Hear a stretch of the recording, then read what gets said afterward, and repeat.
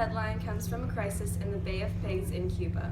It all started on January 1st, 1959, when Fidel Castro overthrew and took the leading spot of Cuba from General Fulgencio Batista, who was backed by the United States. Being that the United States had access to many resources within Cuba was a pressing problem. For the past 2 years, the United States government and its assets have been researching ways to overthrow Fidel Castro and save themselves from losing their access to these resources. Now the United States is preparing a launch of troops towards Cuba. Here is Grace to give you the backstory.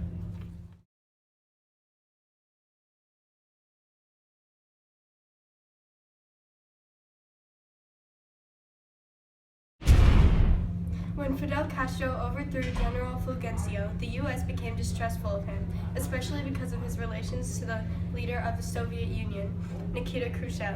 The United States wanted to end Cuba's ties to the Soviet Union because they thought of Cuba as part of its sphere of influence in the Western Hemisphere and did not want communism spreading anymore.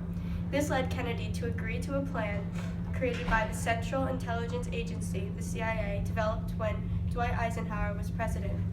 The plan was to train Cuban exiles for an invasion of their own homeland. The ultimate goal of this plan was to overthrow Castro, but it could only work assuming that the Cuban civilians would support the rebellion against Castro.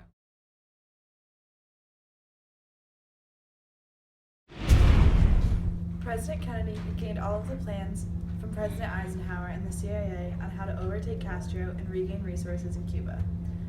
This was the highest priority of the United States at the moment in order to prevent the spread of communism and the strength of the Soviet Union. Recent intel has shown that Fidel Castro has been in an alliance with the Soviet Union, which puts Cuba in danger of becoming communist. The plan consists of 2 large airstrikes on Cuban air bases to decrease the war efforts coming from Cuba. Then 1,400 soldiers would conduct a guerrilla attack on Cuba in darkness. Paratroopers would go ahead of the smaller forces to slow down the Cuban forces. Then the smaller troops would invade on the east side of Cuba, causing them to fight on 2 fronts and have a lesser amount of supplies. From there, the main force is to advance to Matanzas and set up a defensive position. This plan is strongly dependent on support from the Cuban people in order to allow the United States and the United Revolutionary Front to set up a provisional government for Cuba and overtake Castro.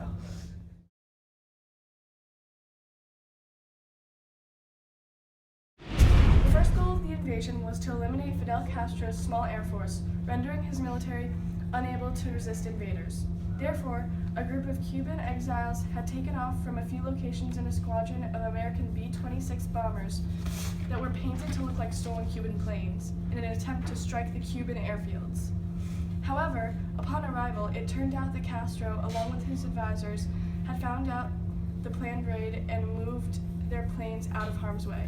Kennedy's frustration rose.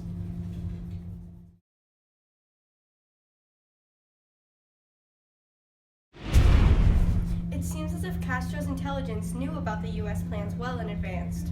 As we know, the attacks have all failed from the past few days. Most of the exile supply ships have been sunk by the small Cuban air force from Castro's military. It wasn't long until Castro was able to capture many exiles that were part of the rebellion. The Cuban exiles never got the necessary air support they needed from the U.S., and the expected uprising never occurred.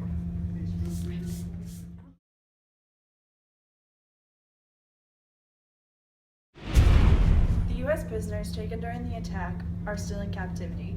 The President and the CIA are working on ways to settle the tensions and free the prisoners. We are hopeful that relations will be settled between the United States and Cuba. This event was a failure and so far has shown no gains for the United States. We can predict that there may now be further tensions between the United States and the Soviet Union, which will cause the Cold War to have higher stakes and be more dangerous. Although it is hopeful that Cuba and the United States will have peaceful relations, it is unlikely that the 2 countries will return to their previous ways.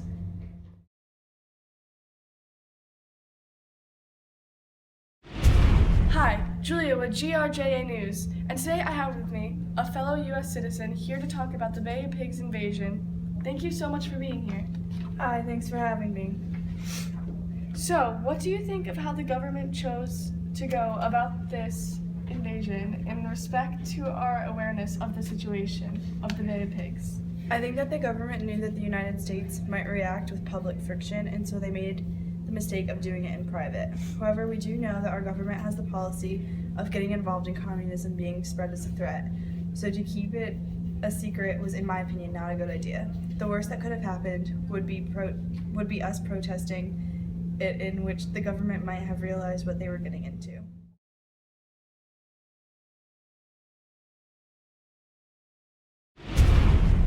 Hello, this is the GRJA News, and I have here with me a Cuban resident talking to me about her thoughts on the Bay of Pigs invasion that just occurred. What were you doing the morning the Bay of Pigs happened? I was walking along the beach with my dog, and the first thing I noticed was my dog acting funny, and I heard a buzzing sound above my head. I looked up and saw a squadron of airplanes. I thought it was an American Air Force, but I found out later they were Cuban exiles. How did you react when you found out that people were coming to invade your country? I know there are Cubans living in America that agree with Fidel Castro, and I would support an overthrow of his presidency, but I think he's a great president. I agree with his policy of everybody working for the people, and I support his alliance with the Soviet Union. So, were you happy that the invasion was a failure? Yes, the Cuban exile army was not prepared to fight the protectors of our country. I'm glad Fidel Castro is still the leader of my country.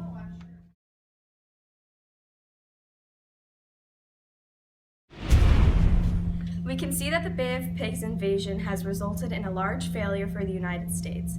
Lack of planning, mismanagement, and high death rates were all the results of this invasion. This will take a very large toll on the United States' future. Now, all of our diplomatic and economic relations with Cuba will be damaged. President Kennedy made this event public, which has now increasingly rose tensions around the world. I'm Reese Polvert, and that's what you need to know about the Bay of Pigs. Now to Ashley with the weather.